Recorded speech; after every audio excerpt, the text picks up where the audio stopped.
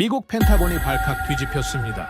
중동 7개국이 동시에 미국산 방공 시스템을 버리고 한국과 120조 원 규모의 계약을 추진하기 시작한 겁니다. 한국을 막으라는 특명을 받고 중동에 도착한 미 국무부 차관보. 하지만 그가 현지에서 발견한 것은 한국의 위협이 아니라 미국이 감춰온 충격적인 진실이었습니다. 도대체 무슨 일이 벌어진 걸까요? 무너질 뻔한 중동을 지킨 대한민국의 대반전. 지금 바로 시작합니다. 시작하기 전 구독과 좋아요, 그리고 한국 파이팅 댓글로 한국을 응원해 주세요. 워싱턴의 아침 공기가 폐를 찌르듯 차가웠습니다. 그런데 그날따라 추위보다 먼저 저를 덮친 것은 새벽 4시 37분에 울린 전화 한 통이었습니다. 국가안보의 긴급 소집. 저는 30년 동안 수백 번 그 전화를 받았지만 목소리의 떨림으로 긴급도를 구분할 줄 알았습니다. 그날의 목소리는 떨리는 정도가 아니었습니다. 갈라지고 있었습니다. 백악관 지하 상황실에 도착했을 때 이미 12명이 앉아 있었습니다.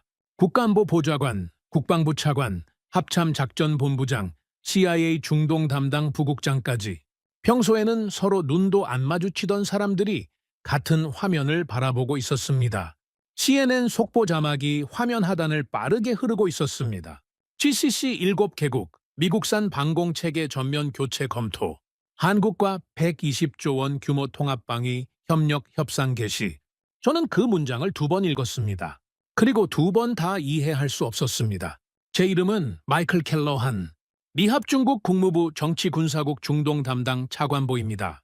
웨스트포인트를 졸업하고 걸프전에서 포화를 뚫었으며 그 뒤 30년을 국무부에서 중동 방산 질서를 설계하고 관리해왔습니다. 중동에서 움직이는 미사일 한 발, 레이더 부품 하나까지 제 책상을 거치지 않는 것이 없었습니다. 그것이 제 일이었고 제 자부심이었습니다. 그런데 한국이라니, 반도체를 만들고 스마트폰을 수출하고 드라마로 세계를 휩쓰는 나라, 그 나라가 미국의 방공체계를 대체한다고요? 그것도 120조 원 규모로. 저는 속으로 코웃음을 쳤습니다. 국가안보보좌관 제임스 도허티가 테이블을 한번 두드렸습니다. 방 안이 조용해졌습니다. 이건 단순한 무기 거래가 아닙니다. 그의 목소리는 낮았지만 무게가 있었습니다. 40년간 유지해온 중동 안보 질서가 흔들리고 있어요. 사우디, UAE, 쿠웨이트, 카타르, 바레인, 오만, 요르단까지 7개국이 동시에 움직이고 있습니다. 동시에. 이건 우연이 아닙니다. CIA 부국장이 끼어들었습니다. 정보에 따르면 이미 예비 협상이 상당히 진행된 상태입니다. 사우디와 UAE가 주도하고 나머지가 따라붙는 구조입니다. 저는 손을 들어 발언권을 요청했습니다. 켈러한 차관보님, 의견을 주시죠. 현장에서 확인하겠습니다. 저는 짧게 말했습니다. 확신이 있었기 때문입니다. 중동 국가들이 미국을 버릴 수는 없습니다. 40년간 쌓아온 시스템 호환성, 정보 공유 체계, 그리고 무엇보다 미국이라는 이름이 주는 안보 보장, 그 모든 것을 한 번에 버릴 수 있는 나라는 세상에 없었습니다. 일주일이면 됩니다.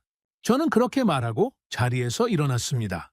방을 나서면서 보좌관이 제 뒤에서 한마디를 던졌습니다. 켈러한, 일주일 안에 이거 못 막으면 40년이 무너집니다. 알고 있죠? 저는 고개를 끄덕이고 문을 닫았습니다. 그때까지만 해도 그 말이 제 인생에서 가장 정확한 예언이 될 줄은 몰랐습니다. 다만 무너지는 것이 40년의 질서가 아니라 제 30년의 확신이 될 줄은 상상조차 못했을 뿐입니다. 중동으로 출발하기 전에 만나야 할 사람이 있었습니다. RTX 글로벌 방공사업부 총괄사장 리처드 콜번. 중동에 배치된 패트리어트 시스템의 실질적인 주인이자 지난 20년간 중동 방공 시장을 독점해 온 사람이었습니다. 버지니아 알링턴에 있는 RTX 본사 건물은 그 자체로 하나의 요새였습니다. 로비에 들어서는 순간 대리석 바닥에 제 구두 소리가 울렸고 천장까지 솟은 유리벽 너머로 포토맥강이 내려다 보였습니다. 하지만 진짜 압도적인 것은 건물이 아니라 엘리베이터에서 내려 콜번의 사무실로 향하는 복도였습니다. 복도 양쪽 벽에 실물 크기의 미사일 모형이 전시되어 있었습니다. PAC-2, PAC-3 그리고 최신형까지 조명이 아래에서 위로 비추고 있어서 마치 성당의 기둥처럼 보였습니다. 누가 이 복도를 걸어도 같은 메시지를 느낄 수밖에 없는 구조였습니다. 우리는 절대 무너지지 않는다. 콜번의 사무실 문이 열렸습니다. 60평은 넘어 보이는 공간. 한쪽 벽 전체에 세계 지도가 걸려 있었고 거기에 빨간 점들이 찍혀 있었습니다. 패트리어트가 배치된 곳마다 하나씩. 중동 지역에는 점이 특히 빽빽했고 그 위에 작은 글씨로 이렇게 적혀 있었습니다. 관리구역. 저는 그 두 글자를 보는 순간 불쾌함을 느꼈습니다. 주권 국가의 영토를 관리구역이라 부르다니. 하지만 곧 그 불쾌함을 삼겼습니다. 어차피 현실이었으니까요. 리처드 콜번은 책상 뒤에서 일어나지 않았습니다. 62세 전직 국방부 차관 출신, 군 출신 특유의 각진 어깨와 시장을 20년간 지배한 사람만이 가질 수 있는 느릿한 자신감이 동시에 느껴지는 인물이었습니다. 은발이 깔끔하게 빗어 넘겨져 있었고 양복 윗깃에는 미국 국기핀이 반짝이고 있었습니다. 마이클, 오랜만이군. 그는 커피 한 잔을 제 쪽으로 밀며 바로 본론으로 들어갔습니다. 한국 건 때문에 왔겠지? GCC 7개국이 동시에 움직이고 있습니다. 120조 원입니다. 알고 있어. 그의 입꼬리가 올라갔습니다. 걱정이 아니라 조롱에 가까운 미소였습니다. 마이클, 한국이 뭘 만드는지 알아? 그는 책상 위 태블릿을 집어들어 화면을 보여줬습니다. 한국 방공 시스템의 외관 사진이었습니다. 이걸 봐. 미사일 발사 대가 트럭 위에 올라가 있어. 트럭이야, 트럭. 우리 패트리어트는 전용 발사 플랫폼에 독립 레이더 체계를 갖추고 있는데 한국은 트럭 위에 미사일을 얹어놓고 방공 체계라고 부르고 있어. 그는 태블릿을 내려놓으며 말했습니다. 아시아 조립 공장이 방공 체계를 만든다고? 미국이 기술 이전해준 기반 위에서 흉내낸 결과물이야. 원본을 이길 수 없는 복제품. 그게 내 결론이야. 저는 그의 말에 고개를 끄덕였습니다. 솔직히 제 생각과 일치했기 때문입니다. 그때까지 제 머릿속에서 한국 방사는 K-팝처럼 갑자기 튀어나온 유행이었습니다. 실체가 없는 마케팅, 곧 사라질 거품. 콜번이 두꺼운 파일을 밀어줬습니다. 표지에는 기밀 마크와 함께 이렇게 적혀 있었습니다. 한국산 방공체계의 기술적 한계 및 실전 부적 합성 분석. 이거 가져가. 현지에서 쓸모가 있을 거야. 저는 파일을 받아들며 물었습니다. 이 정도면 중동 쪽 설득이 어렵지 않겠죠? 콜번이 자리에서 일어나 창가로 걸어갔습니다. 포토맥 강 위로 아침 햇살이 반사되고 있었습니다. 마이클, 중동은 우리 정원이야. 그는 돌아서지 않은 채 말했습니다. 정원의 잡초가 자라면 뽑으면 돼. 한국이라는 잡초가 좀 자랐을 뿐이야. 뿌리째 뽑아버리면 그만이지.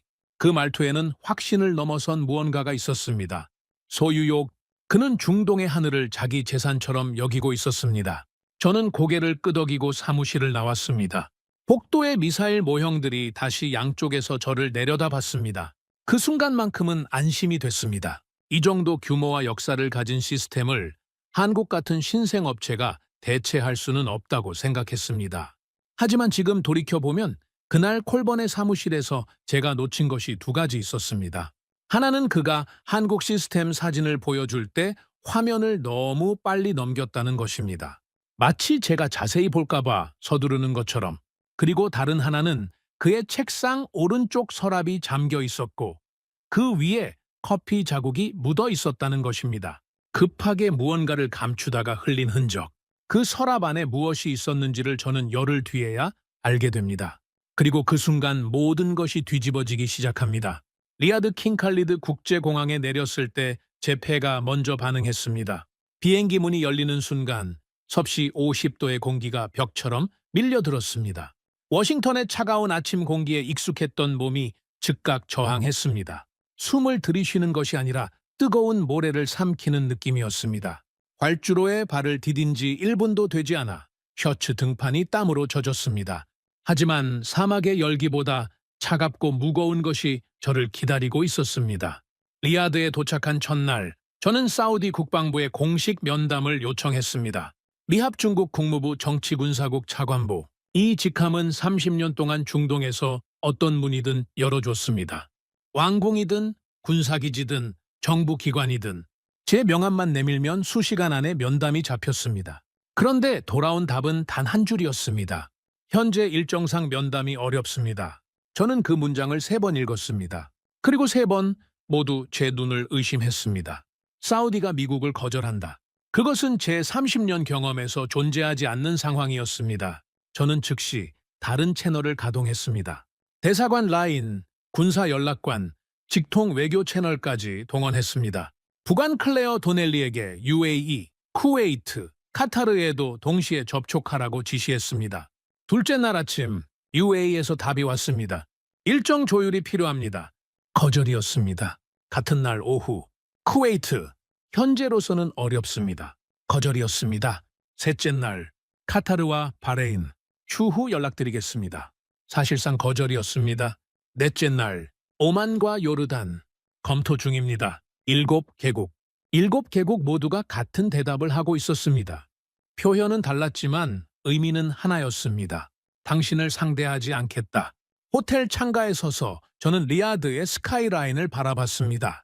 황금빛 유리 빌딩들이 사막의 열기 속에서 아질한기처럼 흔들리고 있었고 도로 위에는 롤스로이스와 벤틀리가 줄지어 달리고 있었습니다. 이 부유한 왕국들이 왜 동시에 등을 돌린 것인지 저는 이해할 수 없었습니다.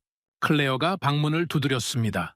그녀는 34세, 전 CIA 중동 분석가 출신으로 아랍어를 모국어처럼 구사했고 제가 아는 분석가 중 가장 날카로운 직감을 가진 사람이었습니다. 차관보님, 보고 드릴 것이 있습니다. 그녀의 표정이 평소와 달랐습니다. 긴장도 아니고 흥분도 아니었습니다. 당혹? 그것이 가장 정확한 표현이었습니다.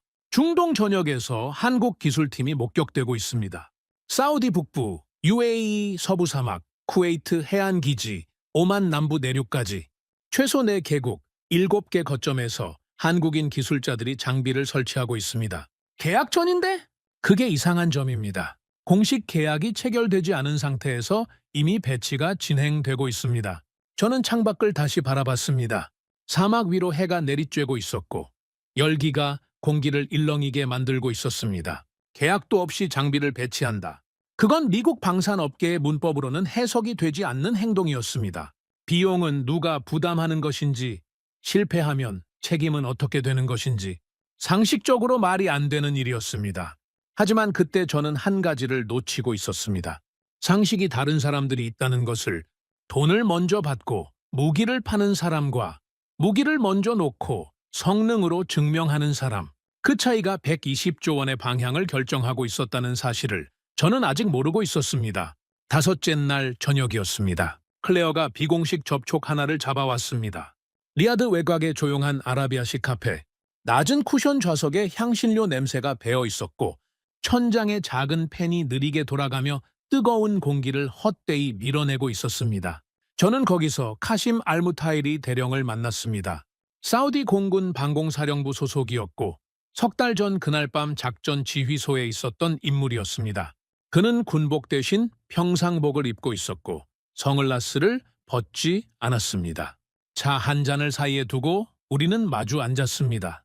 대령님, 석 달 전 북부 국경에서 있었던 일에 대해 여쭈어보고 싶습니다. 카심은 찻잔을 천천히 내려놓았습니다. 그의 손가락이 잔 가장자리에서 미세하게 떨리는 것이 보였습니다. 그날 밤 저는 죽을 뻔했습니다. 그 한 문장이 공기를 바꿨습니다. 카페 안의 소음이 갑자기 멀어지는 느낌이었습니다. 새벽 2시 47분이었습니다. 북부 경계에서 동시에 수백 개의 목표가 포착됐습니다. 레이더 화면이 순식간에 붉은 점으로 뒤덮였죠. 280개입니다. 280개의 위협이 한꺼번에 쏟아졌습니다. 패트리어트는 가동됐습니까? 카심의 턱이 굳었습니다. 그것은 분노의 표정도 공포의 표정도 아니었습니다. 배신당한 사람만이 짓는 얼굴이었습니다. 7초 만에 멈췄습니다. 그는 짧게 말했습니다. 과부하입니다. 시스템이 동시에 감당할 수 있는 목표 수를 넘어서자 레이더 모듈이 셧다운됐고 전체 시스템이 꺼졌습니다. 재부팅게 약 6분이 필요했습니다. 6분이면 충분하지 않습니까? 가장 빠른 미사일이 리야드에 도달하는 시간은 4분 12초였습니다. 저는 그 숫자를 머릿속에서 계산했습니다. 6분과 4분 12초, 그 사이에 1분 48초의 공백이 있었습니다. 방패가 사라진 1분 48초. 그 시간 동안 수백만 명의 목숨이 허공에 매달려 있었다는 뜻이었습니다. 미군 고문단이 소리쳤습니다. 기다리라고. 곧 복구된다고. 하지만 하늘에서는 이미 280개의 불꽃이 떨어지고 있었습니다. 기다리라는 말이 무슨 의미가 있겠습니까? 카심이 찻잔을 밀어내며 몸을 앞으로 기울였습니다. 그런데 그때 벙커 오른쪽 화면에서 파란 불빛이 켜졌습니다. 파란 불빛이요? 패트리어트의 초록도 아니고 경고의 빨강도 아닌 짙은 코발트빛이었습니다. 한 달 전에 시험 배치된 시스템이 있었습니다. 이름도 생소한 장비였죠. 그 장비가 스스로 교전을 시작한 겁니다. 한국산입니까? 카심이 고개를 끄덕였습니다. 49분이었습니다. 280개의 위협이 사라지는 데 걸린 시간. 요격률 99.1%. 리야드 시내에는 파편 하나 떨어지지 않았습니다. 저는 그 말을 듣고도 한동안 찻잠만 바라보고 있었습니다. 머릿속에서 콜번의 목소리가 반복되고 있었습니다. 아시아 조립 공장, 트럭 위의 장난감, 복제품.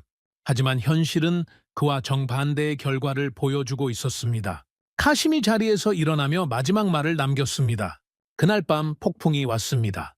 미국은 우산을 접었습니다. 그리고 한국이 우산을 펼쳤습니다. 우리가 누구 손을 잡겠습니까? 카페를 나와 호텔로 돌아가는 차 안에서 저는 가방에서 콜번이 건네준 브리핑 자료를 꺼냈습니다. 한국산 방공체계의 기술적 한계 및 실전 부적합성 분석. 첫 페이지를 펼치자 깔끔한 그래프와 수치가 눈에 들어왔습니다. 논리적이고 설득력 있었습니다. 하지만 방금 전 카심의 눈에서 본 것은 그래프에 없는 것이었습니다. 시스템이 멈춘 순간의 공포, 그리고 파란 불빛이 켜졌을 때의 안도. 그것은 숫자로 표현할 수 없는 현실이었습니다. 저는 브리핑 자료를 다시 가방에 넣으며 차창 밖을 바라봤습니다. 사막의 밤하늘에 별들이 쏟아지고 있었습니다.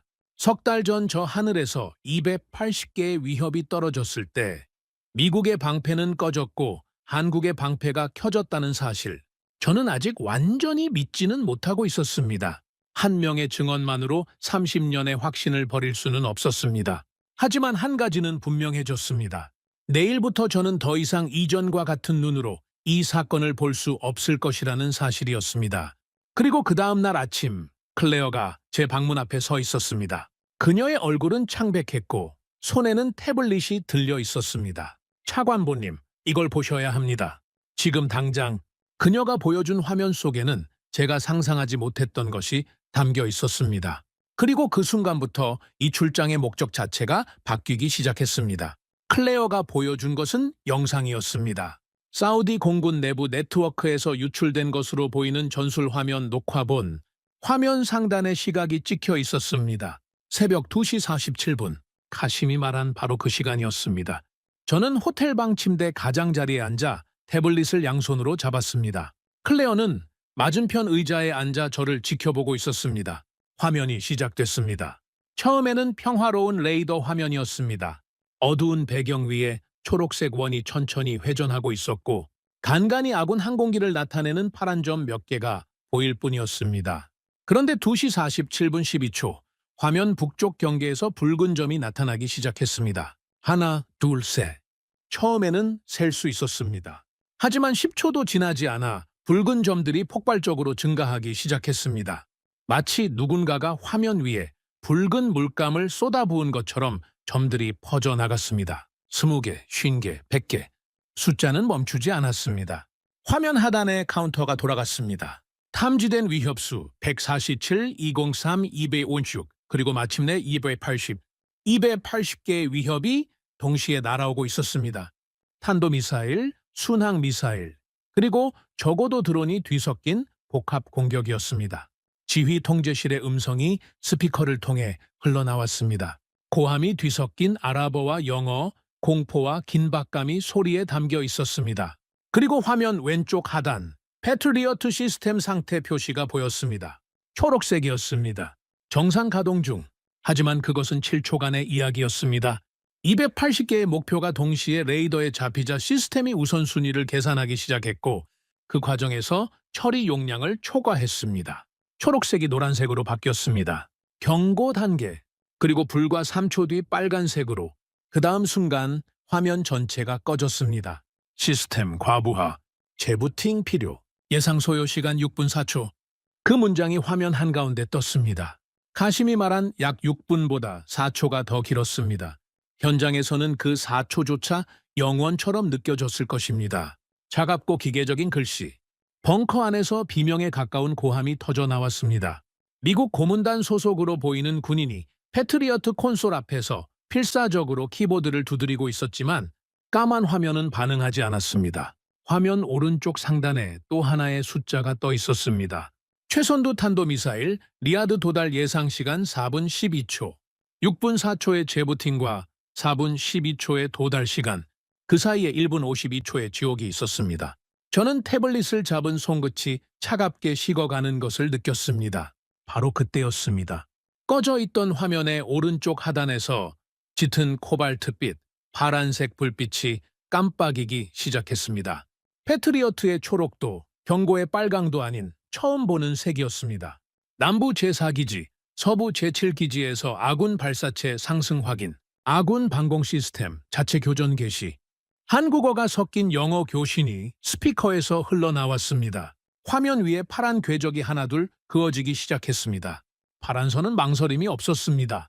곧게 뻗어나가 붉은 점과 교차했고 충돌하는 순간 붉은 점은 흔적도 없이 사라졌습니다. 한국인 관제사의 목소리가 들렸습니다. 놀라울 정도로 차분한 톤이었습니다.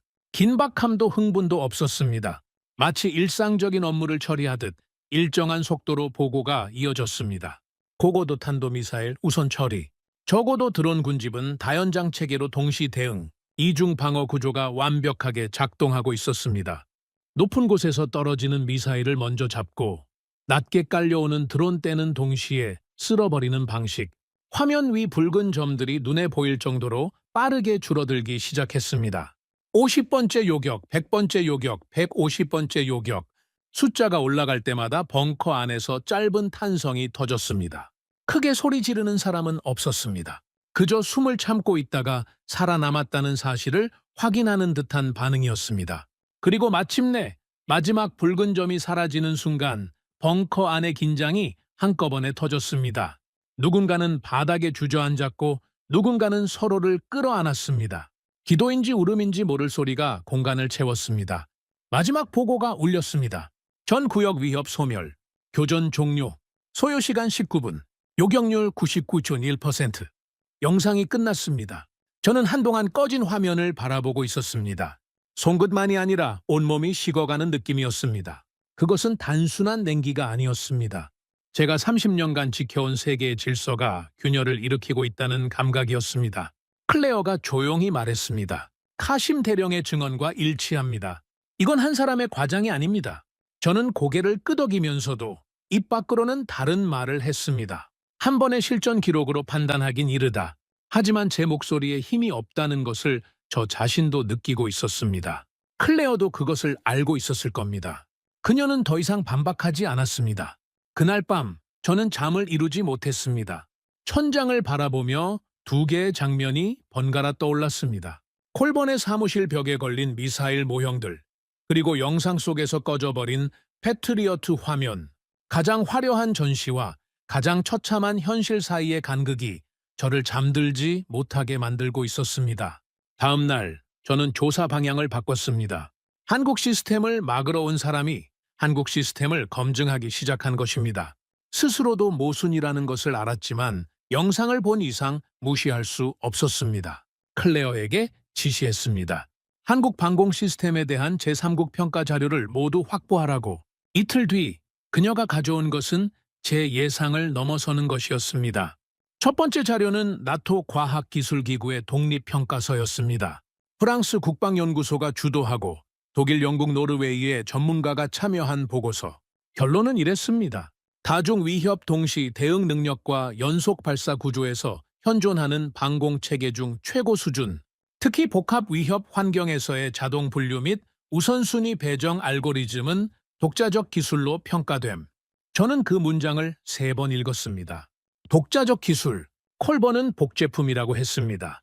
하지만 나토가 독자적이라고 평가하고 있었습니다. 두 번째 자료는 더 충격적이었습니다. 아부다비 국제방산 전시회에서 촬영된 영상이었습니다. 전시회장을 돌아다니다가 클레어가 확보한 것이었는데 거기에 낯익은 얼굴이 잡혀 있었습니다. 세르게이 볼코프, 러시아 알마즈 안테이의 중동 영업 총괄이었습니다. S-300과 S-400을 중동에 판매하려고 수년째 뛰고 있는 인물이죠. 저는 국무부 시절부터 그의 이름을 알고 있었습니다. 영상 속에서 세르게이는 한국 전시 부스 앞에 서 있었습니다. 그의 표정이 심상치 않았습니다. 멍한 얼굴. 그것은 경쟁자를 경계하는 표정이 아니라 충격을 받은 사람의 얼굴이었습니다. 클레어가 그의 접촉처를 통해 입수한 발언 기록이 있었습니다. S400은 동시에 세롤 8개 목표를 추적하고 그중 여러 개를 교전할 수 있다. 그게 세계 최고 수준이라고 우리는 자부해왔다. 그런데 한국은 280개를 동시에 처리했다고? 그것도 19분 만에. 이건 세대가 다른 기술이다. 러시아까지. 미국의 경쟁자이자 방공 시스템의 또 다른 강자인 러시아까지 한국을 인정하고 있었습니다. 저는 한 가지를 더 확인했습니다. 중국의 HQ-9은 어떤가? 사거리는 길었지만 동시 교전 능력은 12개에 불과했습니다. 280개와는 비교 대상조차 되지 않았습니다. 미국, 러시아, 중국, 방공 시스템을 만드는 세 강대국 모두가 한국이 보여준 숫자 앞에서 답을 내놓지 못하고 있었습니다. 세 번째 자료는 가장 의외의 출처에서 왔습니다. 이스라엘이었습니다. 이스라엘 방공 전문가 한 명이 비공식 채널로 전한 코멘트. 그는 아이언돔을 설계한 팀의 일원이었던 것으로 알려진 인물이었습니다.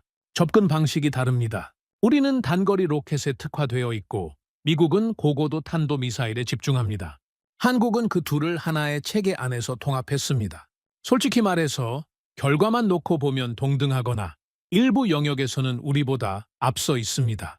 아이언돔의 설계자가 한국을 인정하고 있었습니다. 저는 3개의 자료를 내려놓고 창밖을 바라봤습니다. 리야드의 오후 햇살이 유리창을 통해 들어와 바닥에 긴 그림자를 만들고 있었습니다. 나토, 러시아, 이스라엘. 서로 적대적이거나 경쟁 관계에 있는 세 진영이 모두 같은 결론을 내리고 있었습니다. 이것은 우연이 아니었습니다. 우연으로 설명할 수 있는 범위를 넘어선 합의였습니다. 세계가 이미 알고 있었던 겁니다. 클레어가 조용히 말했습니다. 모르고 있던 건 우리뿐이었어요. 그 말이 가슴을 찔렀습니다.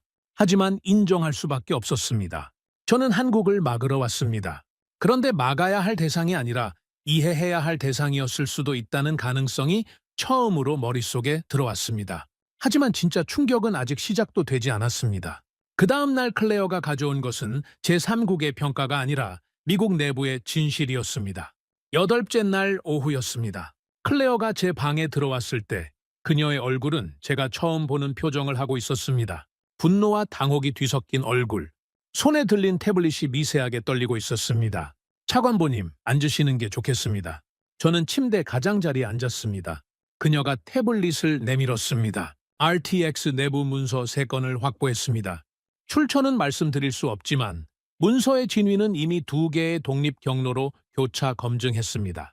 첫 번째 문서는 정비 보고서였습니다. GCC 배치 패트리어트 시스템 레이더 모듈 결함 보고. 3년 전 날짜가 찍혀 있었습니다.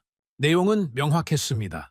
중동에 배치된 패트리어트 시스템 중 절반 이상에서 레이더 모듈의 동시 처리 용량이 설계, 사양의 70% 수준으로 저하되었으며 핵심 부품 교체가 필요하다는 보고. 하지만 문제는 그 다음 줄이었습니다. 교체 부품은 현재 유럽 전장 및 태평양 전장에 우선 배정, GCC 대상 납기 예상 14개월, 방공망의 핵심에 구멍이 있다는 사실을 알면서 14개월 동안 방치하라는 의미였습니다. 저는 그 문장을 읽는 순간 등줄기를 타고 차가운 것이 내려오는 것을 느꼈습니다. 14개월. 그 사이에 공격이 오면 시스템은 설계 성능의 70%만 발휘합니다. 70%짜리 방패. 그것은 방패가 아니라 구멍 뚫린 우산이었습니다. 그런데 이겁니다. 클레어가 두 번째 문서를 열었습니다. 리처드 콜번이 GCC 국가국방부에 보낸 이메일이었습니다. 내용은 부품 공급 일정을 14개월에서 4개월로 단축할 수 있다는 제안. 하지만 그 조건이 적혀 있었습니다.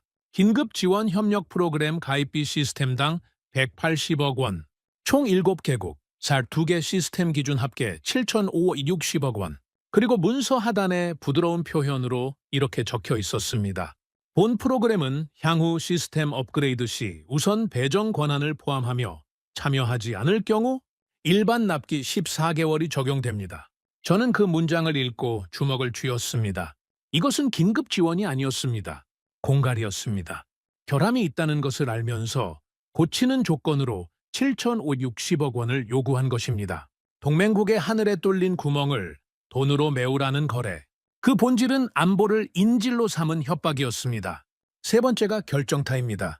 클레어의 목소리가 낮아졌습니다. 세 번째 문서는 서한이었습니다. GCC 7개국 국방부에 동시 발송된 공식 서한. 외교적 표현으로 감싸져 있었지만 내용은 노골적이었습니다. 귀국이 제3국의 방공 시스템을 도입할 경우 기존 패트리어트 시스템의 유지 보수 계약 연장이 재검토될 수 있으며 조기 경보 레이더의 운용 데이터 공유 역시 중단 가능성이 있음을 알려드립니다. 본 서한은 미합 중국 국방부의 공식 입장을 반영합니다. 저는 마지막 문장에서 눈이 멈췄습니다. 미합 중국 국방부의 공식 입장을 반영한다. 클레어, 이거 국방부에 확인했나? 국방부는 이 서한의 존재 자체를 부인했습니다. 해당 내용을 승인하거나 검토한 사실이 없다고 명확하게 답변했습니다. 저는 자리에서 벌떡 일어났습니다. 심장이 귀까지 뛰는 것이 느껴졌습니다. 리처드 콜번은 미국 정부를 사칭했습니다. 미국 정부의 이름을 도용하여 7개 주권 국가를 협박한 것입니다. 한국 무기를 사면 기존 시스템의 유지 보수를 끊겠다. 조기 경보 데이터도 끊겠다. 이미 배치된 방어 체계까지 무력화시킬 수 있다는 위협. 그것은 조언이 아니라 선전포고에 가까웠습니다. 그리고 그 순간 모든 퍼즐이 맞춰졌습니다. 중동 7개국이 동시에 등을 돌린 이유. 그것은 한국이 잘해서만이 아니었습니다. 미국이 리처드 콜번이라는 인물이 그들을 밀어낸 것이었습니다. 결함을 알면서 방치하고 고치는 대가로 돈을 요구하고 다른 선택지를 찾으면 협박까지 했습니다. 30년간 쌓아온 신뢰를 한 사람의 탐욕이 무너뜨린 것이었습니다.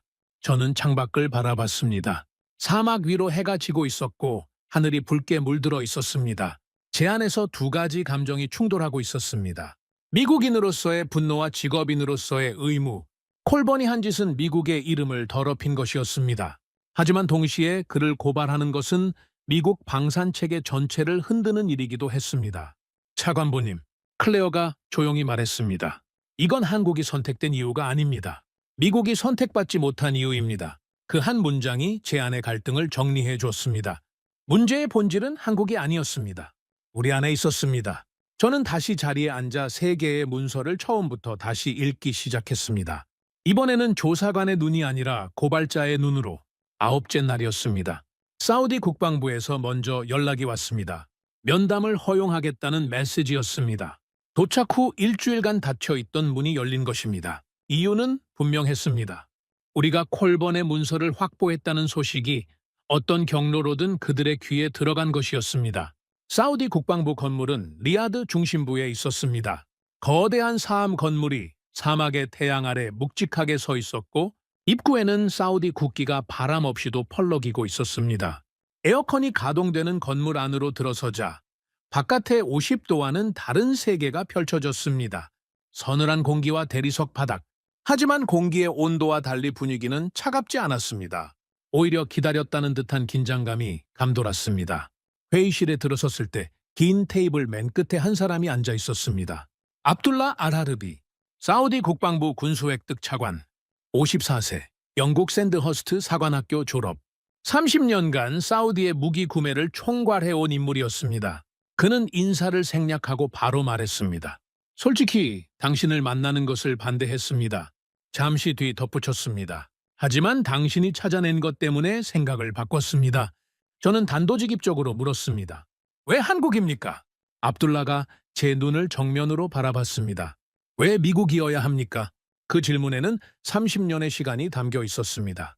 30년간 미국을 선택해왔고 30년간 미국이 최선이라고 믿어왔고 그리고 30년 만에 처음으로 그 믿음에 금이 간 사람의 목소리였습니다. 압둘라가 테이블 위에 서류를 펼쳤습니다. 한국은 3가지를 줬습니다. 미국이 30년 동안 끝내주지 않았던 것을 그가 첫 번째 항목을 짚었습니다. 소스 코드의 완전한 이전입니다.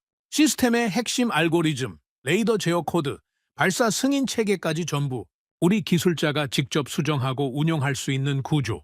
미국 시스템은 발사 버튼을 눌러도 최종 승인이 외부 서버를 경유합니다.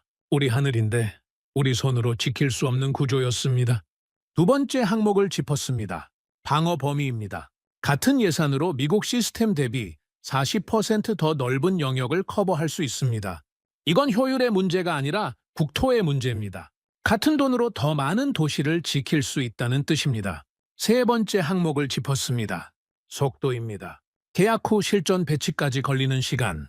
미국은 최소 18개월에서 24개월, 한국은 4개월이었습니다. 그 차이는 단순한 효율이 아니라 생존입니다.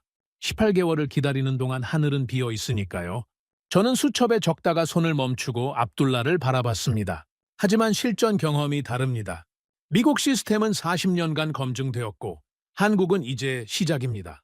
압둘라가 처음으로 미소를 지었습니다. 기다렸다는 듯한 표정이었습니다. 40년간 검증되었다고요? 그 40년의 기록이 무엇을 보여주는지 아십니까? 그는 태블릿을 꺼내 자료를 보여줬습니다. 과거 실전에서의 요격 성공률 숫자들이 나열되어 있었습니다. 공식적으로 발표된 수치와 실제 전장 데이터 사이의 간극이 적나라하게 드러나 있었습니다. 40년의 기록이 성공의 축적이라면 자산이겠죠. 하지만 40년의 기록이 실패의 반복이라면 그건 자산이 아니라 부채입니다. 저는 할 말을 잃었습니다. 쉽게 말하면 이겁니다. 차관보님, 우리는 무기를 산 게 아니라 빌린 겁니다. 30년간 빌리면서 매년 대여료는 올라갔고 다른 데서 빌리려 하면 가만두지 않겠다고 협박까지 당했습니다. 그런데 석 달 전 폭풍이 왔을 때 빌린 우산은 접혀버렸고 옆에 놓여있던 새 우산이 펼쳐졌습니다. 그런데도 우리가 접힌 우산을 다시 들어야 한다고 말씀하시겠습니까? 저는 아무 대답도 하지 못했습니다. 회의실을 나서는 순간 클레어가 복도에서 기다리고 있었습니다.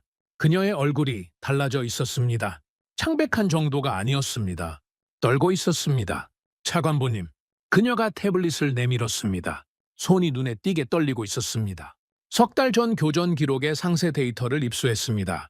공격받은 기지 목록이 있습니다. 화면에 기지 이름들이 나열되어 있었습니다. 사우디 북부의 방공 거점, 공군 기지, 그리고 다국적군 주둔지, 이 목록의 세 번째를 보십시오. 저는 화면을 내려다봤습니다. 세 번째 기지 이름이 눈에 들어왔습니다. 그리고 그 순간 무릎에서 힘이 빠지는 것을 느꼈습니다. 그 기지는 제 아들 데니얼이 주둔하고 있는 곳이었습니다. 데니얼 켈러한 28세 미군 대위. 사우디 북부 다국적군 연락 장교로 파견 중 제 유일한 아들이었습니다. 해당 기지 상공으로 탄도미사일 3발이 향했습니다. 클레어의 목소리가 작아졌습니다. 패트리어트가 멈춘 6분 동안 기지 방어 시스템은 제로였습니다. 그런데 남쪽에 배치된 한국 시스템이 3발을 모두 요격했습니다. 기지에서 12km 상공에서 격추, 파편조차 기지 반경에 떨어지지 않았습니다. 복도의 벽이 흔들리는 것 같았습니다. 아니, 흔들린 것은 벽이 아니라 저였습니다. 저는 벽에 한 손을 짚고 간신히 몸을 지탱했습니다. 석 달 전 데니얼에게서 전화가 왔었습니다. 짧은 통화였습니다. 아들은 괜찮다고 했습니다.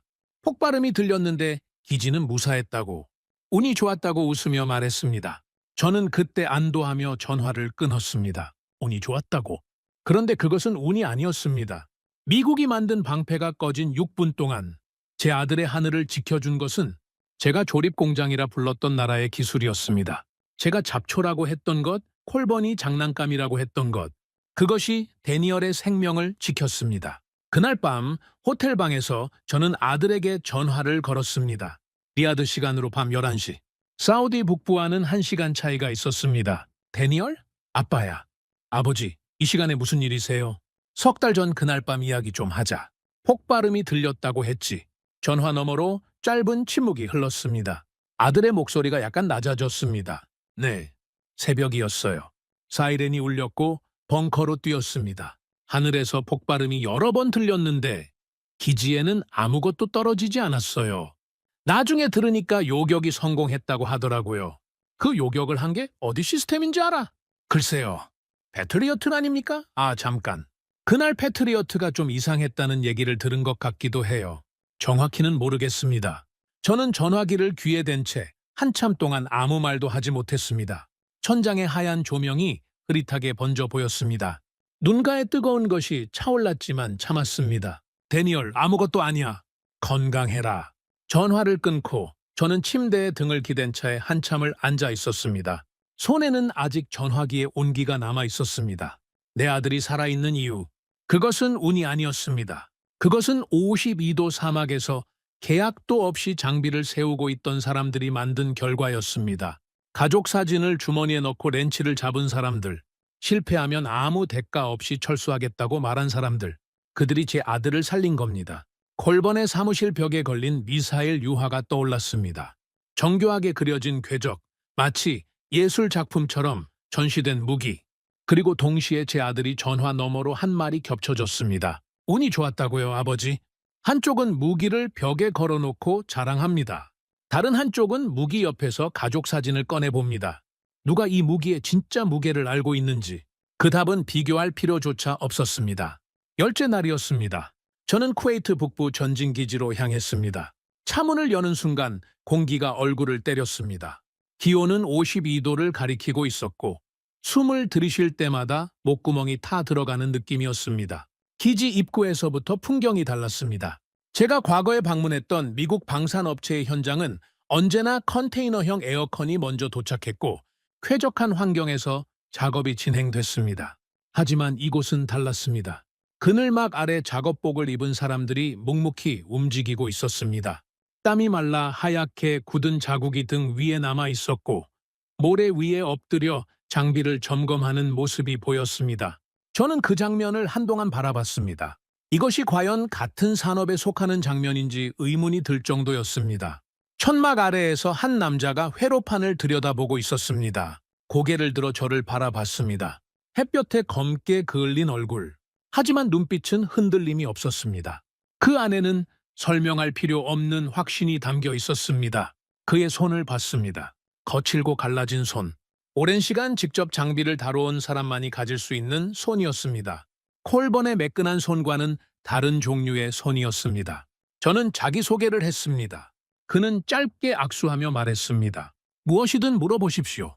숨길 것은 없습니다. 그 한마디가 열흘 전 콜번의 태도와 정확히 대비됐습니다. 한쪽은 브리핑 자료 뒤에 숨기고 다른 한쪽은 현장을 그대로 보여줍니다. 한쪽은 서랍을 잠그고 다른 한쪽은 문을 열어놓습니다. 저는 바로 핵심을 물었습니다. 공식 계약도 없는 상태에서 왜 이미 배치를 진행하고 있습니까?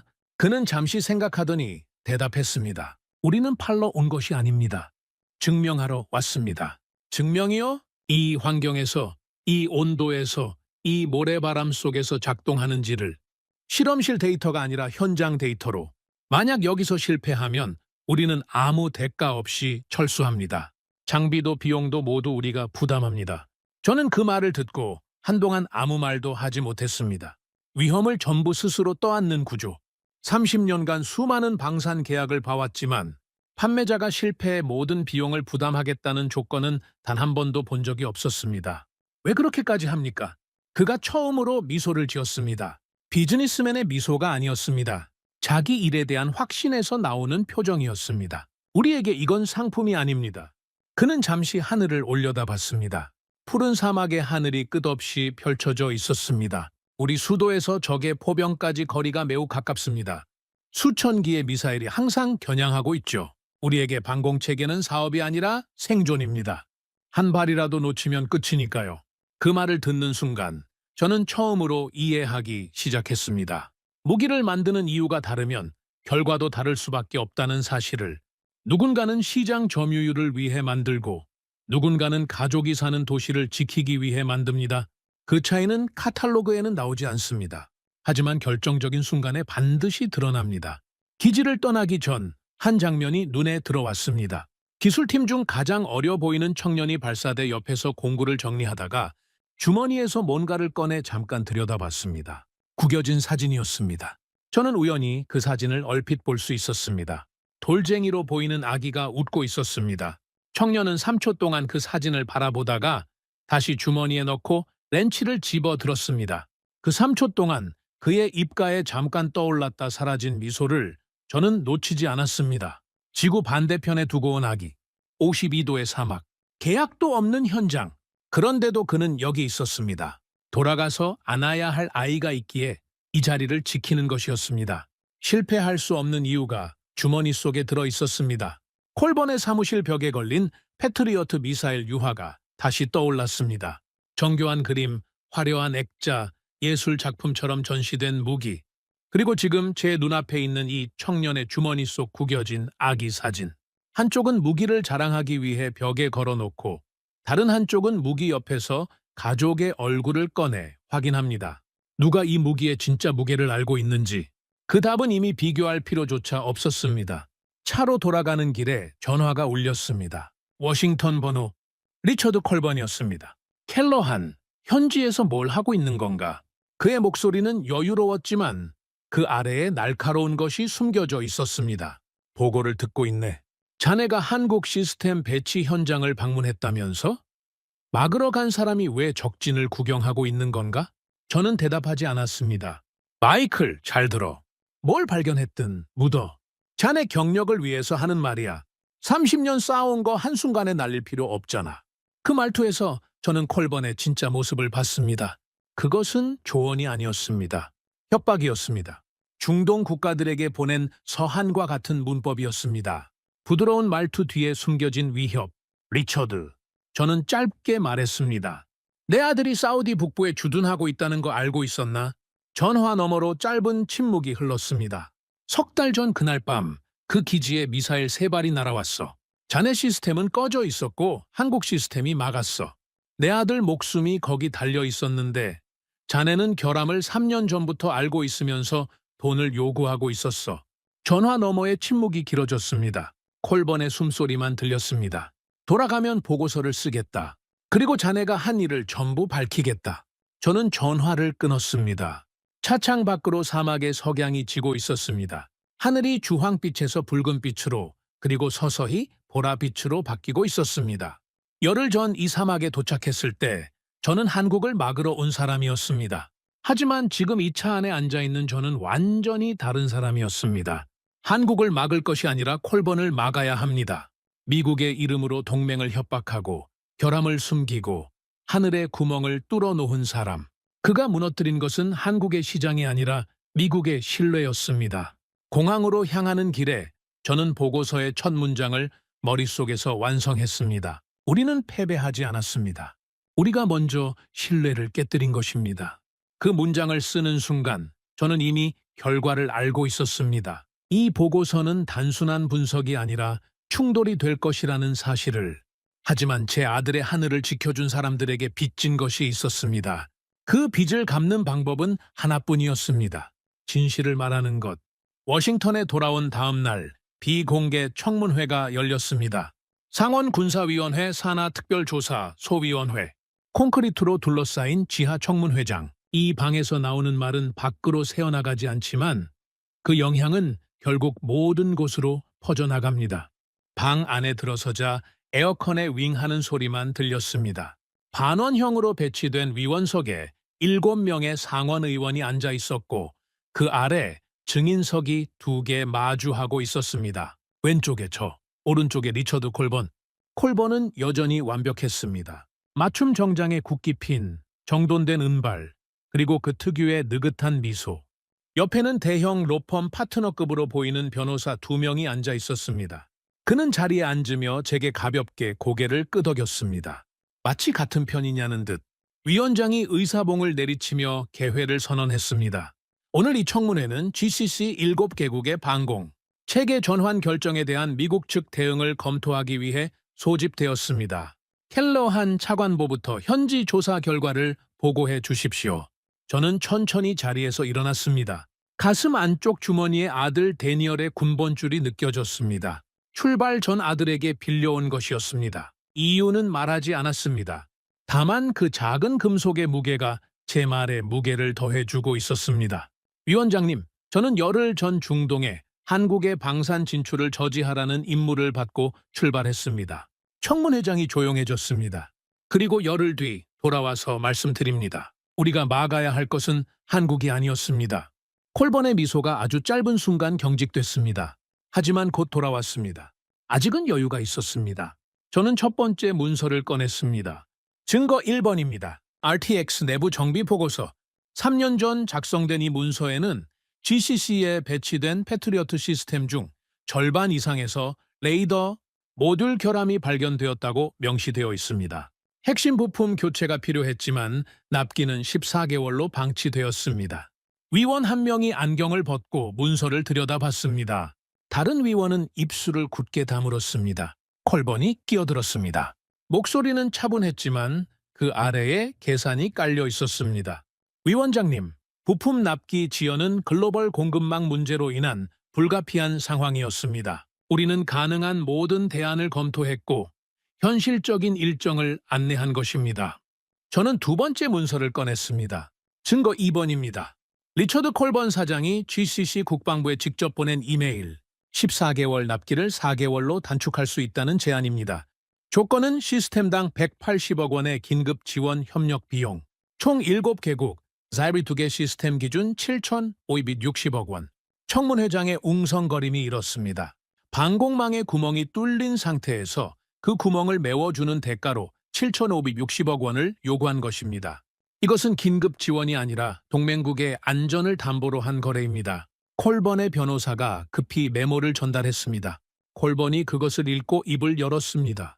긴급 지원 프로그램은 업계 표준에 부합하는 합법적 비즈니스 모델입니다. 추가 비용이 발생하는 것은 촉진된 일정에 따른 당연한 결과이며 이를 부당 청구라고 규정하는 것은 부적절합니다. 그의 말투는 흔들림이 없었습니다. 이 정도의 문서로는 그를 무너뜨릴 수 없다는 것을 알고 있는 듯한 표정이었습니다. 하지만 저에게는 세 번째가 남아 있었습니다. 증거 3번입니다. 저는 서류를 집어들며 청문회장 전체에 울리도록 또렷하게 읽었습니다. 리처드 콜번 사장이 GCC 7개국 국방부에 동시 발송한 서한입니다.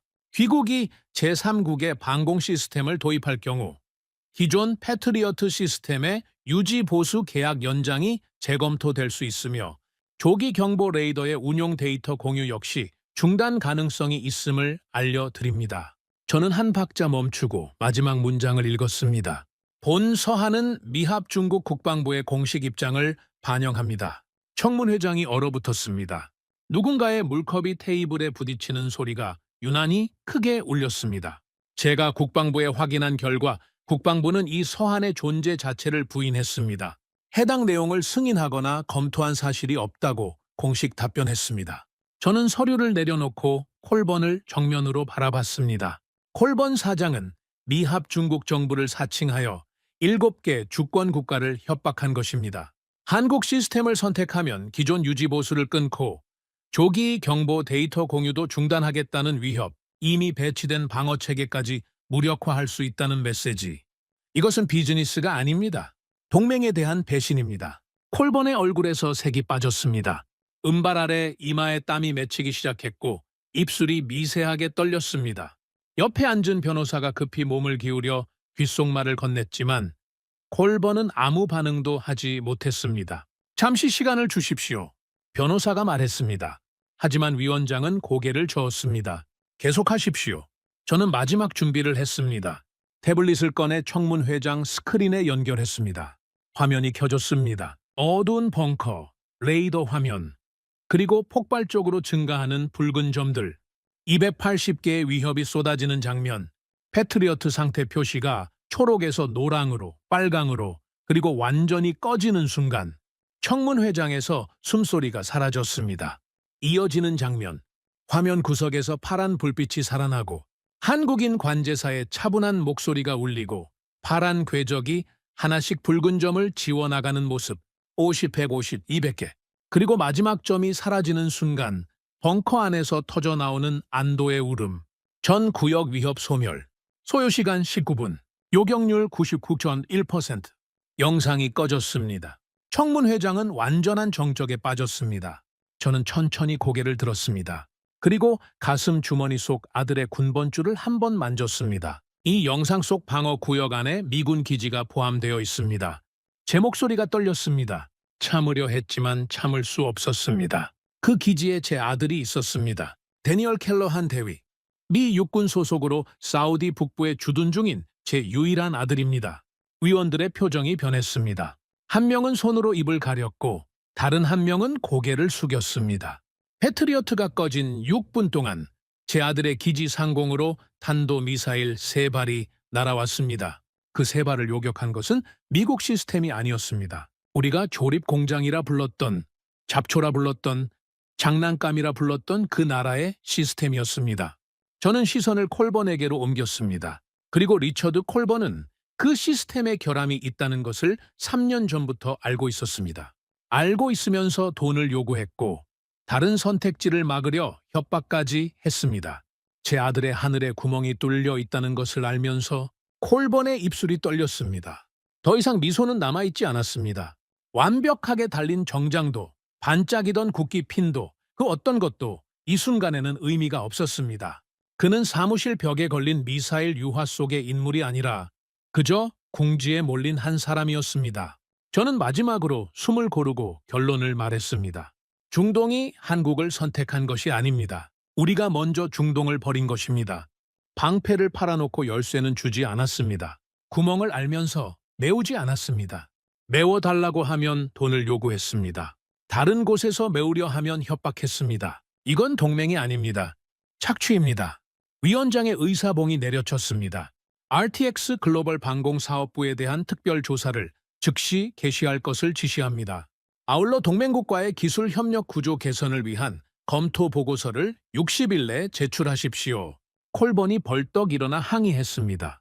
변호사가 그의 팔을 잡았지만 그는 뿌리쳤습니다. 이건 한 명의 감정적인 보고에 기초한 마녀 사냥입니다. 저는 미국 방산산업을 40년간 지켜온 사람이에요. 위원장이 차갑게 대답했습니다. 지켜온 것이 산업입니까? 아니면 독점입니까? 위원회가 판단하겠습니다. 콜번은 저를 노려봤습니다.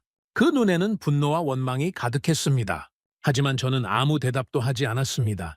이미 답은 끝났기 때문입니다. 청문회장 문이 닫히는 순간 무거운 금속 소리가 복도에 울렸습니다. 그것은 문이 닫히는 소리이기도 했지만 하나의 시대가 함께 닫히는 소리이기도 했습니다. 청문회 다음 날 아침이었습니다. 워싱턴의 하늘은 맑았습니다. 전날의 무게가 무색할 정도로 깨끗한 파란 하늘이 펼쳐져 있었습니다. 저는 혼자 차를 몰고 링컨 기념관 근처로 향했습니다. 내셔널몰 남쪽에 있는 한국전쟁 참전기념공원. 저는 그곳에 한 번도 가본 적이 없었습니다. 30년간 워싱턴에 살면서 한 번도 그것이 무엇을 의미하는지 이제야 깨달았습니다. 공원에 들어서자 스테인리스 스틸로 만들어진 병사 동상들이 보였습니다. 판초를 입고 총을 든 군인들, 바람에 옷자락이 날리는 것처럼 주조된 조각상이 마치 지금도 행군하고 있는 것처럼 느껴졌습니다. 벽면에 새겨진 문구가 눈에 들어왔습니다. 자유는 공짜가 아니다. 저는 그 문장 앞에 한참을 서 있었습니다. 70년도 더 전에 이곳에서 떠난 미국의 젊은이들이 낯선 땅에서 피를 흘렸습니다. 36,574명, 돌아오지 못한 숫자입니다. 그들이 지켜낸 나라가 한국이었습니다. 전쟁으로 폐허가 된 땅에서 출발한 그 나라가 70년 뒤 사막의 하늘을 지키는 방패를 만들고 있었습니다. 그리고 그 방패가 제 아들을 살렸습니다. 역사는 원을 그리고 있었습니다. 70년 전 미국이 한국을 지켜줬고 70년 후 한국이 미국의 아들을 지켜줬습니다. 그것은 거래가 아니었습니다. 신뢰였습니다. 한번 맺은 인연을 잊지 않는 사람들, 눈보라 속에서 전우를 등에 업고 산을 넘었던 그 정신이 52도 사막에서도 그대로 이어지고 있었습니다. 주머니에서 전화를 꺼내 아들에게 전화를 걸었습니다. 데니얼? 아버지, 어디세요? 한국전쟁 기념공원이야. 전화 너머에서 짧은 침묵이 흘렀습니다. 아들은 제가 왜 거기 있는지 이해한 것 같았습니다. 아버지, 무슨 일 있으셨어요? 요즘 목소리가 달라요? 저는 잠시 동상들을 바라보며 입을 열었습니다. 내가 살아있는 이유를 찾았다. 네. 석 달 전 그날 밤 너를 지켜준 게 뭔지 알아냈어. 운이 아니었다, 데니얼. 그리고 그 사실을 제대로 알리려고 한다. 전화 너머로 아들의 숨소리가 들렸습니다. 길고 느린 숨. 아버지가 옳다고 생각하시는 일이면 하세요. 저는 아버지를 믿습니다. 전화를 끊고 저는 공원 벤치에 한참 앉아 있었습니다. 가을바람이 얼굴을 스쳤고 나무잎들이 발밑으로 굴러갔습니다. 멀리서 관광객들의 웃음소리가 들렸습니다. 평화로운 워싱턴의 오후였습니다. 하지만 제 머릿속에는 두 개의 장면이 겹쳐지고 있었습니다. 70년 전 얼어붙은 한반도에서 총을 들고 행군하던 미국 병사들, 그리고 지금 이 순간에도 52도의 사막에서 렌치를 들고 장비를 점검하고 있을 한국의 젊은 기술자, 주머니 속에 구겨진 아기 사진을 넣고 있을 그 청년, 두 장면의 공통점은 하나였습니다. 돌아가야 할 사람이 있기에 이 자리를 지킨다는 것. 그것이 진짜 방패의 의미였습니다. 금속과 화약이 아니라 사람, 계약서가 아니라 각오, 가격이 아니라 가치. 콜버는 그것을 몰랐습니다. 중동을 정원이라 불렀고 한국을 잡초라 불렀고 방패를 팔면서 구멍을 숨겼습니다. 그가 무너뜨린 것은 한국의 시장이 아니라 미국의 이름이었습니다. 40년간 쌓은 신뢰를 한 사람의 탐욕이 무너뜨렸습니다. 그로부터 몇 달 뒤 그 탐욕의 대가가 숫자로 돌아왔습니다. 상원 군사위원회의 특별 조사 결과가 발표됐습니다. RTX 글로벌 방공사업부는 부품 공급 일정 조작 및 미국 정부 명의 사칭 혐의로 기소 절차에 들어갔습니다. 리처드 콜버는 사장직에서 해임됐고 연방 수사 대상이 됐습니다. RTX 주가는 청문회 보고서 유출 직후 하루 만에 14% 하락했습니다. 시가총액으로 약 28조 원이 증발했습니다. 월스트리트의 방산 애널리스트 한 명이 쓴 보고서 제목이 그 상황을 요약했습니다. 40년 독점의 균열 그리고 복구 불능. 같은 시기 GCC 7개국과 한국의 통합방위협력협약이 공식 서명됐습니다. 120조 원. 단일 방산 수출 계약으로는 세계 역사상 최대 규모였습니다. 사우디가 50조 원, UAE가 35조 원, 나머지 5개국이 35조 원을 분담하는 구조였습니다. 그리고 도미노가 시작됐습니다. 폴란드가 기존 미국산 방공체계의 후속 도입 물량 중 절반을 한국산으로 전환하겠다는 의향서를 보냈습니다. 뒤이어 인도, 호주, 노르웨이에서 비공식 타진이 들어왔습니다. 석 달 만에 한국 방산 수출 누적 수주액은 전년 대비 310% 증가했습니다. 가장 상징적인 변화는 RTX가 보여줬습니다. 40년간 단 한 번도 하지 않았던 것을 했습니다. 가격을 낮췄습니다. GCC 국가들에게 패트리어트 유지 보수 비용을 30% 인하하고 소스코드 일부 공개를 검토하겠다는 제안서를 보냈습니다. 한 번도 없던 일이었습니다. 40년간 가격은 올라가기만 했고 소스코드는 논의 대상조차 아니었습니다. 하지만 7개국의 답변은 동일했습니다. 검토할 필요가 없습니다. 이미 새 우산이 펼쳐진 뒤였습니다. 하지만 저는 비관하지 않았습니다. 무너진 것은 콜번의 구조이지 미국 자체가 아니기 때문입니다. 구조는 바꿀 수 있습니다. 그리고 바꾸기 위해서는 먼저 인정해야 합니다.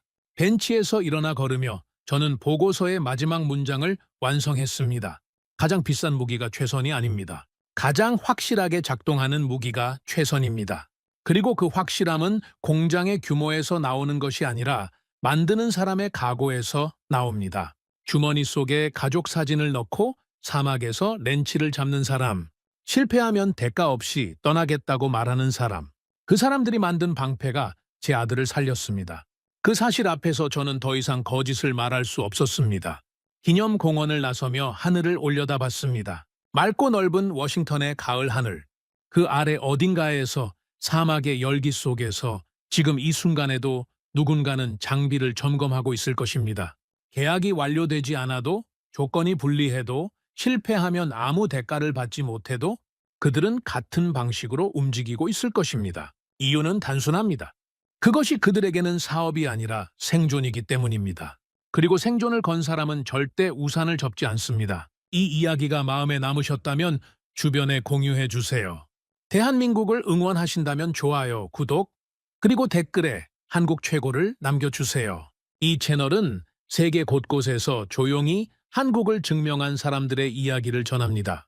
지금까지 공감 코리아였습니다. 감사합니다.